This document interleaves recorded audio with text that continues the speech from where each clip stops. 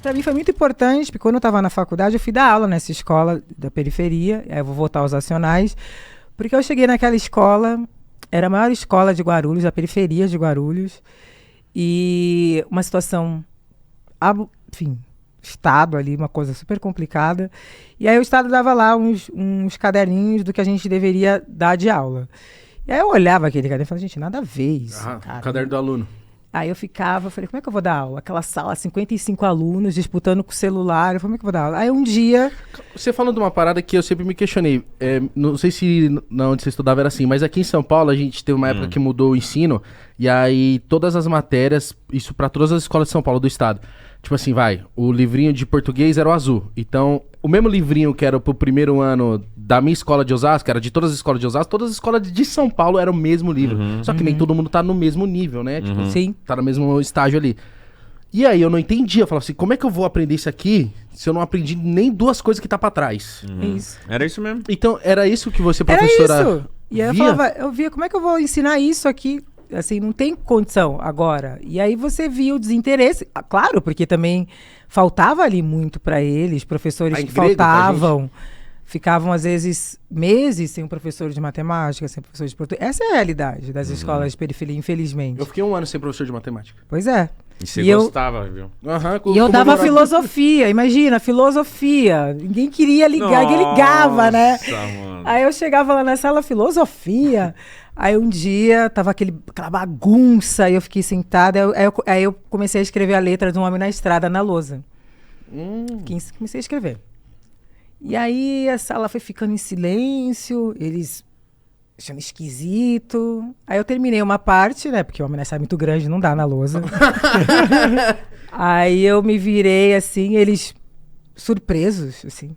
Eu falei, vocês conhecem? Eu, claro, professora, tá tirando. Eu falei, quem que é? Pô, Racionais. Mas, professora, tá louca? Tá dando Racionais? Eu falei, não, filosofia também é exercício crítico, reflexão. Vamos refletir sobre essa letra.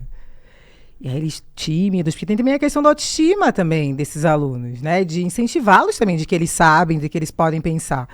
Aí eu falei, o que é um homem na estrada, gente? E aquele silêncio. Falei, é um homem na Dutra? Porque era perto da Dutra. O que é homem na estrada?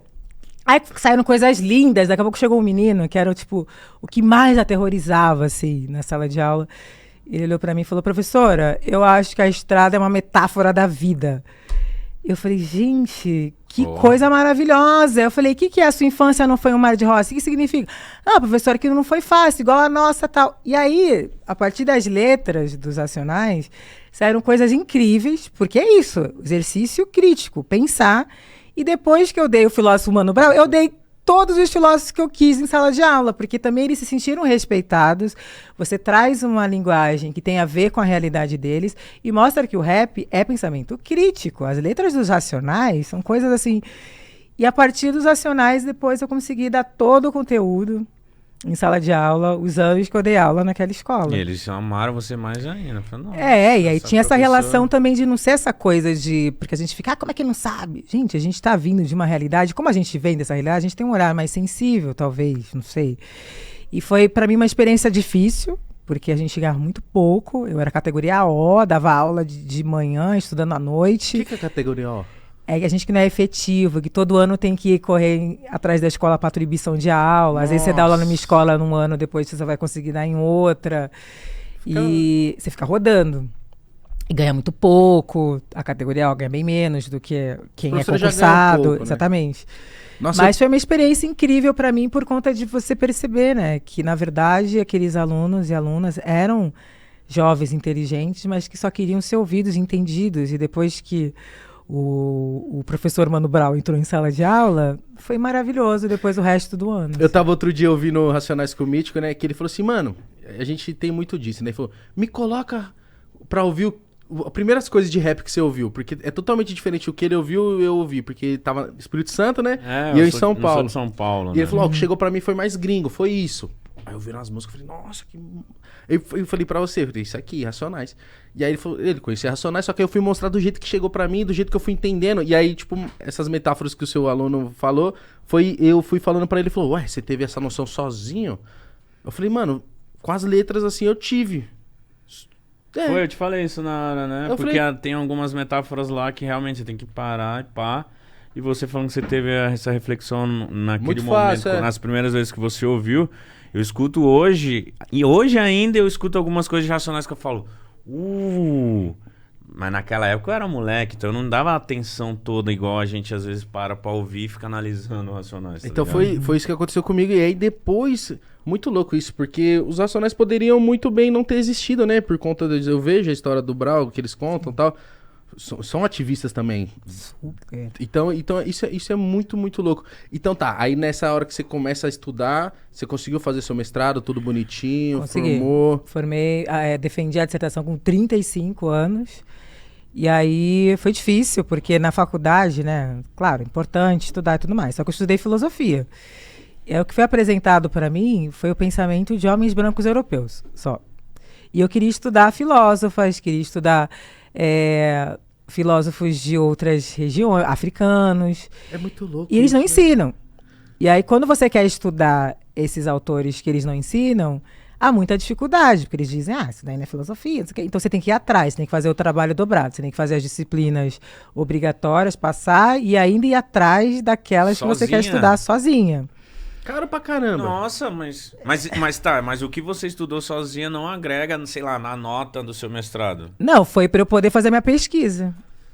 E aí o lado, não sozinha, porque eu sempre falo, né, coletivamente a gente vai melhor, porque aí a gente juntou um grupo na faculdade de alunos e alunas que a gente brincava, né, porque a gente éramos negros, gays, tudo que a universidade não queria. E aí a gente se juntou para fazer um grupo de estudos, para a gente ter acesso aos textos desses autores, porque era difícil ter acesso. E a gente começou a organizar eventos, seminários dentro da universidade. Como é uma universidade pública, a gente fazia requerimento, pedia a sala tal, convidava as pessoas, fazia os eventos lá dentro. E assim a gente conseguiu resistir ali dentro. Aí assim eu tive acesso a vários textos. Mas eu lembro que quando eu estava na graduação ainda, eu estava num momento de desespero, porque eu queria estudar Simone de Beauvoir, estudar outras mulheres, e aí não tinha. E aí um dia, né, fiquei um dia inteiro na internet, até que eu achei um grupo de pesquisadoras nos Estados Unidos que estudavam. Isso pra você foi uma grande descoberta, um grande achado, né? Tipo, meu Deus, tem uma. Tem Meu um Deus, mundo tem. aqui. Meu Deus, tem. E aí você fala, meu Deus, não tô louca. Porque você começa a achar que você tá louca. Imagina. E aí, aí eu fui pra lá, consegui verba estudantil, fui pra lá. Imagina, eu na graduação com 30 anos, gente. Eu acho importante falar. Eu tinha 30 anos, fui pra esse congresso, nunca tinha saído do Brasil. Onde que era o congresso? No Oregon, nos Estados Unidos. Eu nunca tinha saído do Brasil, morrendo de medo. Falei, gente, como é que, sei lá, né? Era uma viagem longa, tinha escalas e conexões e tal. E aí eu chego depois de horas de viagem. E era o lugar, assim, eu acho que é importante falar. Era o lugar, assim, eu cheguei no avião, eu falava, eu vou ver o que as pessoas estão fazendo, eu vou fazer também. Eu não sabia.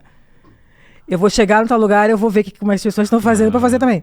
E eu fui sozinha por esse lugar e chego lá. Falei, meu Deus, 15 horas viajando.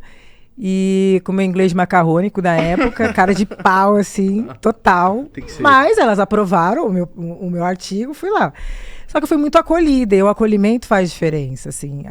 Várias mulheres ali daquele grupo me acolheram, sentaram comigo, me deram livros, falaram, segue esse caminho. A gente também era muito mais velhas que eu, a gente passou por isso, na nossa época é muito difícil. E esse momento de acolhimento fez toda a diferença. Porque às vezes na academia, na universidade, há muita hostilidade, muita disputa. E quando aquelas mulheres me acolheram, de sentar comigo mesmo, e aqui você pode melhorar aqui, tá aqui esse livro. Elas eram de diferentes nacionalidades. Diferentes nacionalidades, a maioria era americana, assim. Mas quando eu cheguei lá, que eu vi que eu era a única aluna da graduação e todas elas eram professoras doutoras, eu falei, eita, ferrou, como é que eu vou apresentar aqui? Só que foi ao contrário, aí uma delas, a mais velha, que era tipo a Bambambam lá, se aproximou de mim para perguntar a minha história, como é que eu tinha parado Nossa, lá. que Eu legal. contei para ela tal. Aí no dia seguinte que eu fui apresentar, eu tava nervosa, suando. Assim que eu cheguei lá, ela falou, gente, a Djamila chegou, todo mundo que tem livro publicado, dá livro para ela.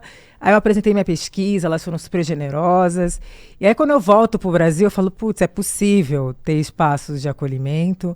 Tem sim pesquisa, aí eu ia ficar arrogante. Falei, tem sim, você que não conhece, tem esse livro aqui. Então você tem que ler, né? Mas elas me deram um material para que eu pudesse argumentar, assim, inclusive. Elas foram muito...